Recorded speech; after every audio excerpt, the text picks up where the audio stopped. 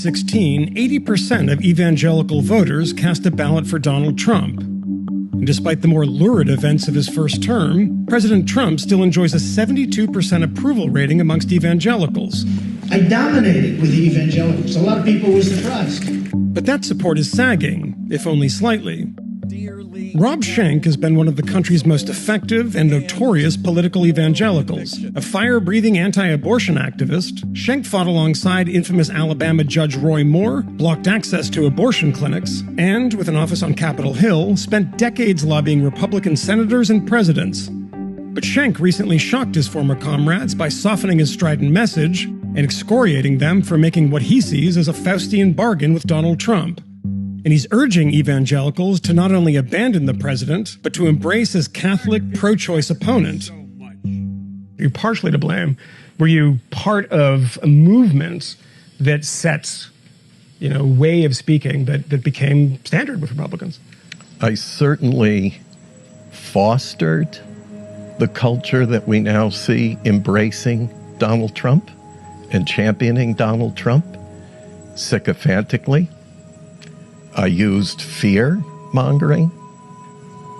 I preached hundreds of sermons in which I painted Democrats, whom I at times referred to as Democrats. I sat in many strategy meetings, particularly with fundraisers, who would say, "Give me more fear and more anger. We should have never done it. It should have never happened." That is the politicization of American evangelicalism. We should have never gotten in bed with the Republican Party. The history of politicizing religion is from bad to absolutely disastrous.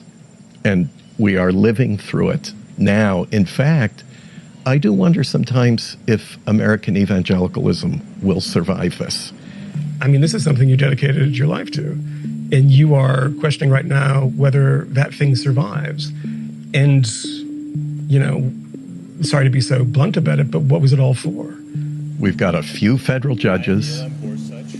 We've got public rhetoric that goes something like, now you can say Merry Christmas again, and no one will scowl at you.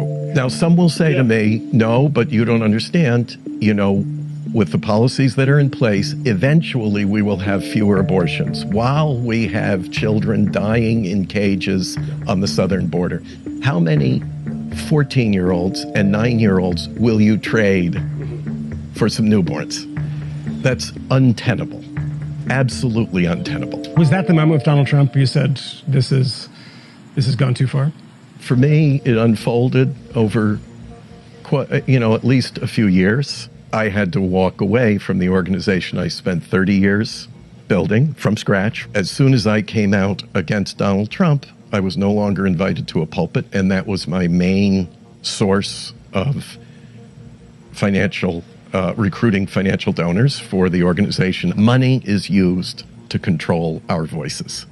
I can't tell you how many major donors sat down with me and said, you go against Donald Trump, I'm withdrawing all my financial support from you. This happened to you? This happened to me. But you went against Donald Trump? I did. I think my colleagues would like to say some of the things that I'm saying now about Donald Trump. But they can't risk a $100 million a year budget. But they risk something else. They certainly risk their integrity, their inner peace, and very often their families. Very often. And that's tragic. So there's a lot placed at the altar of Donald Trump. We just heard the Republican National Convention said we don't have policies anymore. We have no platform. It's whatever Donald Trump feels like doing today, this afternoon, tonight, tomorrow, Friday. It's all him. That's exceedingly dangerous. To me, that's the definition of a cult. What you have in the Republican Party now is a religious cult. If you look at the Democratic Party, its policies are far more consistent with what I call Sermon on the Mount and Matthew 25 priorities. Because you're I mean, to be clear about this, you're very much in the minority. We're always going to be in the minority, but minorities can do very important things in a democracy. It just takes a small number of evangelicals to make a very big change in this election. We need to vote what is right and good, regardless of party label.